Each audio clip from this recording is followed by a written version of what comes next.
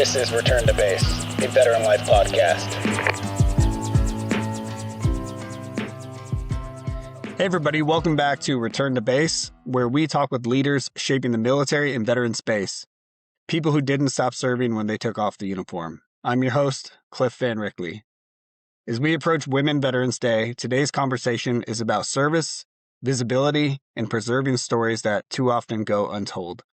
Our guest is retired Army Chief Warrant Officer 5, Phyllis Wilson, president of the Military Women's Memorial. Located at the entrance to Arlington National Cemetery, the memorial is the only major national memorial dedicated to the more than 3 million women who have served in the United States military since the Revolutionary War. But what makes Phyllis's story so interesting is that she didn't even know the memorial existed until 2013, despite working at the Pentagon just one metro stop away. Now she leads the organization responsible for honoring, preserving, and sharing the stories of women who served. From learning German as a voice intercept operator to serving with JSOC, the Joint Special Operations Command, to leading one of the nation's most important military institutions focused on women's veterans, her career has been anything but ordinary. Phyllis, welcome to Return to Base. It's great to have you here. Thank you so much. So let's just start at the beginning. You know, we all have kind of an origin story, and your military career originally started with a pretty practical goal, which was, like so many of us, paying for college. What first led you to raise your hand and join the Army, and when? When, because that was a very, very long time ago. Like so many of us as young people, nobody in my family had even gone to college, so nobody knew exactly how you pay for it, how does this work. So I was going to community college, taking a couple of classes at a time and self-paying, had a couple part-time jobs. And after a while, I realized this is going to take forever at the rate I'm going. And as fate would have it, you're right. There was you hear an ad on the radio, and I thought, I'm going to go check it out. I'm going to go to the recruiting station and see what they have to offer. And the reason on my dad's side nobody had ever gone to college is he was born and raised Amish, and they only ever go through 8th grade. So they didn't know anything about it. And Dad always told us he was never going to have enough money if any of us wanted to go to college, we're going to have to figure it out. So I was 20 years old when I walked into the recruiting station and turned 21 in basic training. Yeah, and so I imagine being your career spanned 37 years, mine 20, and it ended almost 8 years ago. But I was a be all that you can be guy. And I imagine you had the same slogan that kind of caught that hook, right? I did. And actually now I get to work with, at the Military Women's Memorial, the lady that was the public affairs officer responsible for that campaign back in the day. She joined the Army back in the early 1970s. And so her story is even very different than my story. But yeah, whenever I hear the be all that you can be, I'm like, that's what got me into the recruiting station. And ultimately, I became a German linguist. And my dad and his whole family spoke a version of German. And I wanted to do that. And they were going to pay me $3,500 as a bonus back in the 1980s, which was a lot of money, to go to language school for a year out in Monterey, California. I'm like, yes. So there I was. Sign me up. Exactly. Sign me up. And I did my 4 years and thought that would be the end of it. But I don't know many people that ever planned on making it a career when they first get started. But you go in for one reason and then you realize there's so much more, and you feel so connected that you choose to stay. Yeah. Speaking of be all that you can be in the Army, Yes. whenever I hear, I think of Pauly Shore.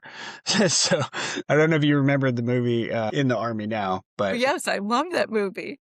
Yeah. And by the way, we are no longer an Army of one, or whatever slogan came after that. It's now back to be all that you can be. I didn't like the Army of one. It's like, no, we're neither. about each other. That's why I stayed, is for the people around me. The team that was, I'm like, oh my gosh, this is amazing. And I felt like I fit finally. Yeah. So you said that you enlisted to become a linguist. So that's interesting. And you mentioned that you did 4 years. So did you have a break in service then? No, I left. Well, I joined a German linguist because I needed that skill set for my MOS, which was voice intercept operator. And when I joined back in the day, there was an East and a West Germany. Mm-hmm. And we listened to what the East German military and political figures were thinking about and planning about and talking about, both whether that was throat mics in a tank in East Mm-hmm. Germany while they were training with other Soviet forces, or, politicians in nice hotels or buildings, that we would do that kind of listening to. But I had met a young man, also an intel guy, and we got married and had 2 babies while we were over in Germany. And it became very apparent that in the 1980s, it was really difficult to be a dual military couple with little kids. Had we not had the children, we could have obviously still both served, but somebody Right. needed to take a knee, and he had been in longer than me, and it only seemed logical to us both that I would leave. But I stayed in the Army Reserve from the beginning. So I never had an official break of service, and that's why it was 37 years in totality. But along the way, I got mobilized with Desert Shield, Desert Storm. Then I got mobilized and deployed a lot after 9/11 until I had Yes. 23 years of active federal service, and the rest of the 37 was the traditional reserve. Right. Yeah. And so I imagine you got to listen to a lot of people speaking German in Iraq. I know, right? But it doesn't matter. I can't tell you how Yeah. many Korean and Russian linguists ended up in Iraq as well, right? It just doesn't Right. matter. When they need somebody, there you go. But I had migrated in the course of my military career from being the voice intercept operator to becoming actually an all source analyst. So I was fusing all of the different intelligence disciplines.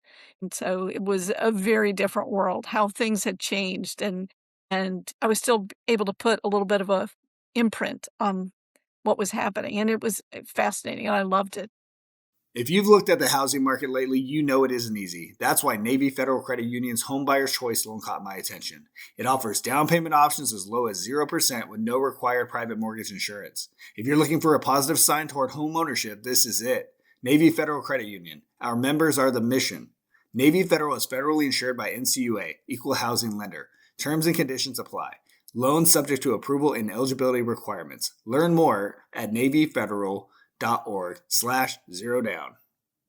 I imagine the culture shock had to have been something pretty significant. So do you remember anything specifically about those early years in uniform? Anything that kind of stood out where you thought, you know what, not only am I maybe enjoying it, but I'm exactly where I belong? My very first assignment, which was defending the Fulda Gap back in the day, West and East Germany, and we were 3rd Armored Division, which is no longer a standing that cased those colors as well. I'm like, "Oh my gosh, I'm becoming a dinosaur." But it's just so interesting because a lot of the warrant officers that I worked with at the time, and this young specialist and become a sergeant, and back in the day when you could, at 24 months, pin on E5. But I always wanted to be a really, really good soldier. And so I would always push myself, try to keep up with the guys and do whatever. And not to like prove I'm as good as or I'm better than, just because I knew I was capable of it. And I Right. wanted to, you only regret the things you don't do. It's not the things that you did do. And so, but these Vietnam era warrant officers, W3s and W4s, if they were that rank in like 1984, 80, they served in Vietnam. And the Yeah. stories they would tell and how hard they would train us to do the mission set, because they had seen what happens when a Hmm. war happens. And so the Cold War to me was a great war because it meant we were, I'd like to believe, as a cohort, the entire Defense Department was keeping some of the folks from deciding it's time to roll into Western Europe. So it was fascinating. But these men in particular, there were no female warrant officers in my first organization, but they poured a lot of their knowledge and their boot up the backside. The way that they loved on you was by pushing you. And Right. and that's how I knew that they believed, ultimately, not at the moment, but as I reflected on it, they they wanted me to be more, to be all that you can be, and they believed in Right. that. And there were some, they just kind of washed their hands of some of the young soldiers that they realized they're not the person. And so actually what led me to become a warrant officer was when I talked to the W4 Dave Roberts. admired him immensely. And at the time, when you put in a warrant officer packet, you had to get a letter of recommendation from a senior warrant in your career field. So I went to him, and when he gave me the letter, I'm going to choke up. It said in there, if I could choose one soldier to replace me as I prepare to retire, it would be me. So I'm like, oh my God. And I had him on a pedestal. I'm like, I can't let this man down. If I do become a warrant officer, I better be a darn good warrant officer. And I Right. better train my soldiers the same way he trained me. Hard, tough, firm, but fair. And so I got selected, and the rest is, as I say, history. Yeah, and I want to come back to that selection process, and you were making the transition into warrant officer. But first, I want to touch on just you being a female soldier in the 1980s and kind of it's different now. I'm sure many things are the same, but I'm sure it was quite different. The culture was completely different back then. So did you feel that women in uniform had to A, constantly prove themselves, and B, face unique pressures that perhaps male soldiers didn't? I can't compare and contrast because I didn't get to do both. Right. So that I can't quite tell you, but I can tell you that I have 4 sons that are combat vets, and they also suffer at times from both imposter syndrome, feeling they're not as good as their peers. Fortunately, I never really felt that way. I know other women and some men that felt that they were, you know, being challenged in certain ways. I was the female that some of the guys would come to when they had a problematic female soldier. And trust me, she was a problematic female soldier, but they didn't know how to cope with it, how to deal with it without possibly being alleged for something that they never did. And so I'm like, hey, we need you to deal with that. And so I was the tough gal that would take them out and run them extra for PT when they were failing, and or they're falling out of formation runs and everybody else has to circle back and pick them up. Nobody likes that person. You just don't want to be that guy or gal that falls out of the formation runs. Once or twice in your career, I get it. There might be extenuating circumstances. Sometimes you tied one on too much the night before. And other times, you just really aren't feeling well. But for the most part, there were these chronic poor performers. And if it was a female, it would come to me. It seems to be the one that stepped up to try to fix it. But Yeah. I never as a person, but I was a tomboy growing up, and I was always around my brothers. So being around the guys down at the motor pool, packing wheel bearings with grease or whatever you told me to do, I'm like, Right. yeah, I would question, but my parents were the kind that, why? Why? Because I told you to. That's why. So when a sergeant told me to do something, I knew it wasn't going to do any good to say, well, why do we have to do it that way? And as I progressed in my career, even having fairly senior rank, young troops, been in the military a year or two, well, why are you doing it that way? That doesn't make any sense. And I'm like, okay, well, how would you do it?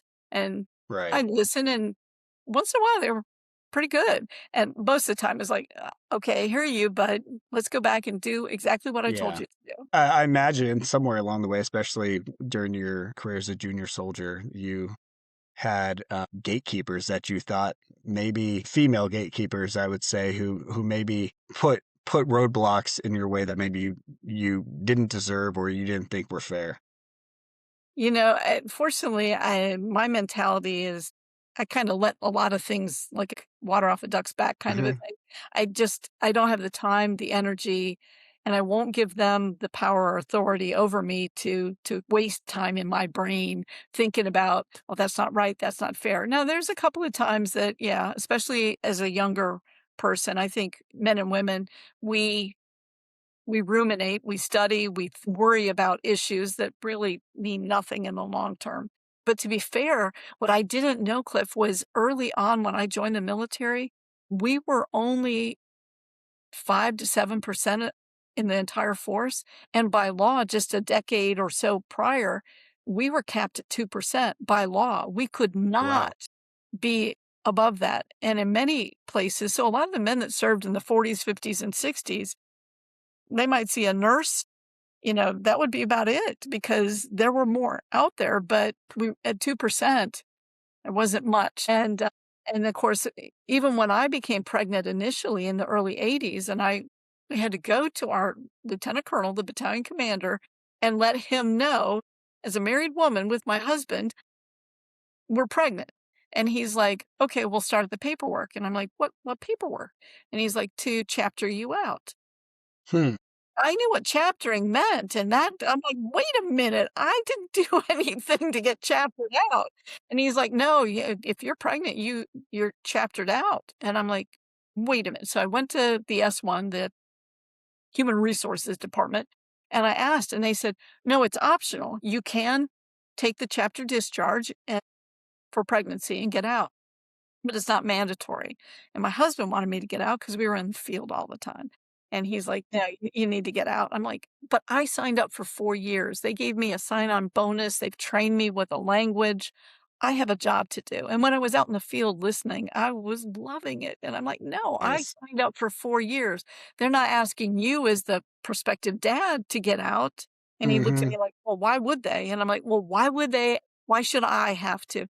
And so that was some of the challenges of, and mindsets have changed a lot. Now, if a dad chooses to be the stay-at-home parent, if you have the luxury of being somebody can stay at home with a child or children, it's more commonplace and nobody thinks anything of it. My first husband, would absolutely never, ever have been the stay-at-home dad. That wouldn't happen. Even Interesting. when I was at TDY for schools and, I'm not taking the kids with me for school. And he's like, "So wait, I have to babysit?" And I said, "You don't It's called babysit your parenting. own children. You don't babysit them. Other kids, yes, but not them." You're right. It is called parenting. But, it was just a whole different challenge. He didn't think he Yeah. needed to ever do laundry or cook or any of that stuff. But I'm like, I'm doing the same hours you are. We're wearing the same uniforms. Why are Mm-hmm. and those are some of the challenges. And that's why, again, to take a knee and go to the reserve made a lot more sense. So I had a civilian job as a nurse when I went back to school, became that nurse I wanted to be, and then continued on working in the civilian sector until after wars happened, Desert Shield, Desert Storm, or after 9/11, back in the Mm-hmm. fight. So, Phyllis, I wanted to transition a little bit to you becoming a warrant officer. And for those listeners who don't know, a Chief Warrant Officer 5 is a really big deal.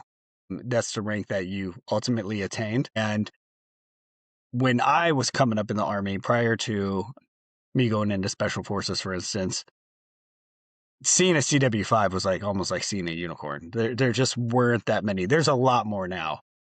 Matter of fact, I think I have like 3 neighbors who are CW5s. But back then, number one, you almost never seen warrant officers because the joke is that, you have to really look It's for a warrant true. officer. You know the jokes. I do. And seeing a CW5 was just so rare. But what attracted you to becoming a warrant officer? And do you think that was the best move you made in the military? And how did that propel you in your career? Yeah. So I had done that first gig and the first assignment in Germany and then became a reserve soldier. And had very little interaction then with the Army, anybody with the Army, for about 3 years. But I got a letter from Human Resources Command saying that a cursory scrub of my records indicated I was eligible to apply for the warrant officer program. And this is around the time that they used to just appoint NCOs. They didn't go to a school, they didn't anything. You just, one day you're an E7, and the next day you take that off and they raise your right hand, they commission you in as a Army Warrant Officer, a W1 or a W2. And they had made that change where now you had to go to Fort Rucker, Alabama for fun in the sun, hazing 101 for 6 weeks. And then you had to go to a warrant officer basic course wherever your schoolhouse is located based on your career field. And so I filled out the postcard and sent that in, and then they sent me the packet. And that's when I reached out to the warrant officer that had raised me, if you will, in that first assignment, Dave Roberts, and asked him for that letter. And when I got that letter, I was just so like, okay, now if this comes through, I can't let him down. And it did come through, but that hubby of mine, he was adamant because he had already become an active duty warrant officer. Now I was going to stay in the reserves, but still needed to go through the schooling. And he knew how terrible it was at that time. They actually did investigations into the way they were treating the students in the warrant officer candidate program. It was it was way worse. It wasn't like basic training hard. It was basic training, only they really hated you and they had the right to almost kill you. I mean, they treated us really badly back then. And he didn't want me to go. And therefore, again, that's another time he was not going to babysit. So I actually ended up taking almost 2 years till I had a chance to go to school, because we kept arguing about me. I want to go. I want to go. Well, no, I'm not. So finally, I got family members that would watch the boys while I went to Warrant Officer Candidate School. So went off to the schoolings, but it absolutely was the best decision ever. I actually have run into generals that they said, "Man, if I had it to do all over again, I'd go warrant." And I'm like, "Yeah." I mean, it to that point where you were kind of, and there is some truth to it. You can't find us a lot of times. We are busy. I worked very hard. I really, really did. But when people would see me, that unicorn thing, especially with the higher ranks, they see a female, and some of them say, I've never seen a W-5 ever. And then certainly never seen a female W-5. And we're out there. There's a lot of us, especially in the intel community. Lots of my friends are female W-5s now. But we grew up together, and we just, you stick with your tribe, kind of like you do with the Special Forces guys.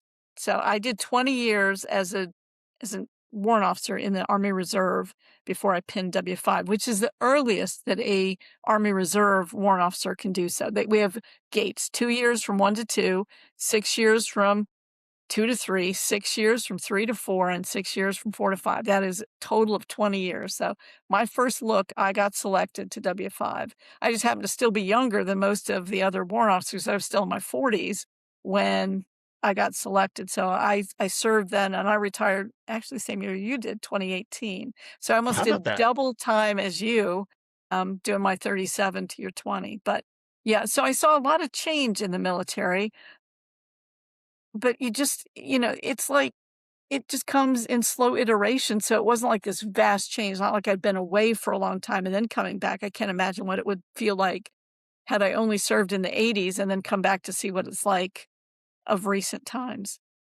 Yeah, it Significant probably. growth, because for me to go to jump school, I waited 10 years and I bugged the crap out of everybody to send me. And I think they finally sent me just to shut me up. But I was a brag. And I was wearing a maroon beret because that's what our unit wore. And I felt like such a damn fraud. I'm like, I can't wear this thing and just walk around here. I have no jump wings on my chest, but I got a maroon beret. It's like, it doesn't work. So they finally let me go, and I was certain I was not coming back. So at 32, I went to jump school. One thing about military life is you get used to moving. New duty stations, new houses, new towns. Most places are just another stop along the way. Every once in a while, you end up somewhere and think, you know what? I could see myself staying here. That's what happened to my family. The challenge today is that putting down roots isn't as easy as it used to be.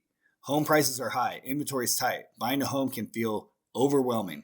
That's why Navy Federal Credit Union's Home Buyer's Choice loan caught my attention.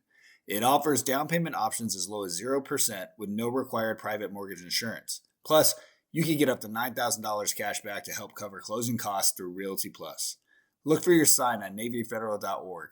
Navy Federal Credit Union. Our members are the mission. Navy Federal is federally insured by NCUA Equal Housing Lender. Terms and conditions apply. Loan subject to approval and eligibility requirements. Learn more at NavyFederal.org/zerodown. Benefits vary by transaction and location. No Navy Federal financing required. Terms, restrictions, and conditions apply. Visit NavyFederalRealtyPlus.com. Wow. So another transition here to discovering the Military Women's Memorial. I heard that, one of the surprising stories is that after decades of military service, you didn't even know that there was a Military Women's Memorial, and you only found out in 2013. Can you take us back to that moment and what it meant to you to see that? Yeah, I've never been all about that kind of stuff. I didn't think I was, but as fate would have it, I was working in the Pentagon, one metro stop away, and there was a friend of mine that was doing a promotion ceremony at this place called the Military Women's Memorial. And so I hopped the metro to come over to it. One stop, they said at Arlington, walk up, you'll see this curved wall. So as I'm about 15 minutes before the event, I get off the metro, I'm walking up the sidewalk to the curved wall, but there's nobody out there on that big plaza with a reflecting pool and a big fountain and stuff. Nobody's out there. And I'm like, it's 15 minutes until the event starts. Where's everybody at? So I'm standing out there for a couple of minutes looking around. And then I notice at the end of the building, there's a set of doors that goes, looks like inside someplace. Well, the only memorials I'd ever been to are all open air. Think of whether it's the World War II, the Lincoln, the Vietnam, the Korea. It's all just, there's no building. But I walked inside and there it was. And I got goosebumps when I saw this military women's memorial. And it starts with women of the Revolutionary War. And you walk that entire terrain, it's 33,000 square feet of storytelling about the military women and those ancillary to it, the USO women, the Red Cross women that served in combat zones.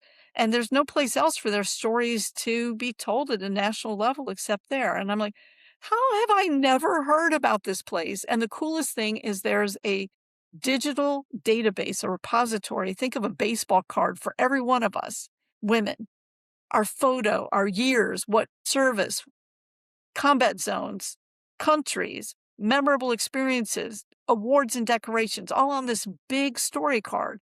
And I'm like, so within a month of me finding out about it, I took that step. I was the Command Chief Warrant Officer for the entire Army Reserve when I found out about this. I'm like, how did I not know? And I could have never imagined when I stepped in there in 2013 that almost exactly 6 years later, I would be brought in as the president of the Military Women's Memorial. Had no idea. Yeah, it's weird how seemingly small acts of fate can lead to something powerful like that, right? You know, we talked a little bit about imposter syndrome earlier and the attitude of maybe other military people towards women. And I saw that you have a pretty powerful story about being questioned while being parked in a veteran parking spot. Can you tell us a little bit about that and what stayed with you about that moment? Yeah, that's actually why I became the president of the Military Women's Memorial. So I'm very grateful. I don't know that man's name. He was airborne. We were both at Bragg in the same years, both jumping in the same years. I thanked him for his service. But yeah, when I parked in a veteran spot, which I normally park way out, not because I have a great car, but because I try to get as many steps as I can in, and it's just easier. But it was raining that day, and there was an empty veteran parking space right out front of a grocery store here in Northern Virginia. And I'm like, okay, I pull in, and as I hop out, this guy very quickly calls me out, and he's like, excuse me, that's veteran parking. And before I could say anything smart, because that would have probably been me, he's like, is your husband with you? And I was like, I am a veteran. And he's like, when did you serve? What year? So I told him from 1981 to 2018. He thinks about it for a minute and he goes, throws the red BS flag and says, it's not possible. He says, have you heard of stolen valor? He's like, you're telling me you were in more than 30 years. You can't do more than 30 years. And I said, well, there are some of us that they let us stay longer because they let us stick around till we can get it right or something. I was just trying to be flippant about it. So we talked a little bit more. That's how I found out we were at Fort Bragg the same years, jumping out of perfectly good airplanes in the same years, all of these things. And I thanked him for his service, and he did not reciprocate. So I dashed inside, and while I'm in there, it takes a lot to tick me off. And I was not ticked off. I was just like, I kind of felt sorry for him, to be honest. But Right. I got to thinking about it. If I had been a man that had never served, but had the audacity to park in that veteran spot, I thought, I bet you he would have never said anything to him. But I thought, I know because I've been involved with the Women's Memorial before that, and the window was closing to apply to become the president. And I knew there were more than 3 million women that have served this country. And I thought, doggone it, how many more of us have to serve until it's okay to park in a veteran spot? And so not for me, but for all these women that I have since met, that when I tell them that story, and I say, by a show of hands, has that ever happened to you? You'd be staggered at the percentage of military women veterans that have raised their hand that somebody has told them they can't park there. So Wow. it's kind of sad, but because of him, and I'm grateful for him having done that, because I was retired. It was 2019. I was working in the Army G2, the intel shop in the Pentagon, and writing white papers, doing research and getting paid as a contractor. And as a contractor, as you know, you can only work 40 hours a week. I work a lot more than that now for less money, but it's okay because I have found exactly where all of the craziness, the mix and match of my civilian and military time and my exposure to all of these incredibly brilliant people, from General Dennis Reimer, who's a dear friend of mine, who was the chief of staff of the Army back in the 90s, to Stan McChrystal, who, if I call, he answers. Scotty Miller. I mean, how did this happen? I'm just a country kid from Ohio, but now I get to talk to people like Ann Dunwoody, the 4-star female generals, admirals, Lisa Franchetti. It's just, and they know who I am, and I still pinch myself that they know me. Yeah, and I mean, for clarification here, you've earned it. You've put in your time, and you're certainly in a position where when you call, people should pick up. And speaking of that, tell us a little bit about what your duties are as the president. Yeah, so the Military Women's Memorial, I'm actually the president of the foundation, which is responsible for the operation and maintenance of this stunning national memorial. So it was chartered by Congress back in the 1980s, and it took over a decade to raise the money, because all of these, like the GWAT Memorial, is their fundraising to build the GWAT Memorial out right next door to the Lincoln Memorial. It's going to be stunning. So shout out to Rod, another Green Beret. Gotta love Rod. It takes a lot of work. You've got a lot of hoops and hurdles to go through. But then once you're done, in our case, because we have this stunning 33,000 square feet, including even the electricity, is $25,000 a month. 25K. So we have to raise the money not only to have built it back in the 90s, but to operate it and maintain it into perpetuity, because, doggone it, these amazing patriots that happen to be women deserve to have a place where they know their story is told. And the reason that the memorial exists, in my mind, because I thought, there's an Army museum, there's a Navy. Why do we have to call it out and say, we got to have a women's place? That's me thinking that. So I can imagine what the guys thought. But as it turns out, this is the 50th anniversary of the first women legally being allowed as students of the Naval Academy, of West Point, of the Air Force Academy. Women were not allowed to attend until 50 years ago. Timeline is very different than our male counterparts, and it's not right or wrong, it just is. Society was very different 250 years ago, certainly 150 years ago, even 50 years ago, where that happened. The first women that graduated any of the service academies, they graduated in 1980, and it was precious few, less than 100 from any of the service academies. But continue to see that progression continuing to, female rangers, female that now can lead infantry units. I mean, that wasn't a thing for me. That was never an opportunity. But to watch how things have continued to change is really important. And that's what we get to showcase. Instead of it being a sidebar that we were 2% of the military by law, we couldn't hold rank above 05 by law. You got pregnant, you're out. We don't care how great of a soldier, an airman, anything you are, you're out. And those kind of things need to be part of the conversation so that you understand, well, why weren't more women serving in X, Y, and Z zone? Or why did only 11,000 women serve in Vietnam? And most of them nurses, because there were laws in place and the Pentagon was unwilling to put their women into a combat zone. So it's all of these incredible stories that we get to shine a light on, and things I never once heard of the whole time I was in. I didn't know about the 6888 group of women that served in World War II in England and then in France. At Normandy American Cemetery, there's only 4 American women buried there. 4. All of Normandy. 1 is a Red Cross woman, and 3 are Black women from the unit called the 6888, which there's a Netflix film out, and we helped to ensure in 2022 they now have the Congressional Gold Medal for the unit, the 6888. Army women that I never heard of. The Hello Girls, the switchboard operators of World War I. Never heard of them, but I know all about them now. And we're on a mission to help America as we hit 250 years to make sure you know American history in total and not snippets or that women's stories weren't written much about, but we get to bring them front and center. This country is ours too, and we love it and we're willing to die for it. Just get out of our way and let us serve our country. That's what I think it's important, and why we love what we get to do at the Military Women's Memorial is to empower and to encourage anybody from any walk of life to be all that you can be. Yeah, well said. And appreciate that you're out there spreading the message and leading such a valiant effort. And as we approach Women's Veterans Day, which is when, by the way? June 12th. June 12th, Women's Veterans Day. How do you think the conversation around women's military service has changed? You had mentioned there's women who have graduated Ranger School. There's women who are leading infantry soldiers, even women leading soldiers in Ranger Regiment, actually. Mhm. Yeah. So how do you think the conversation about women's military service has changed? I think we've gotten better about realizing the capacity of any individual, regardless of gender. We can do it.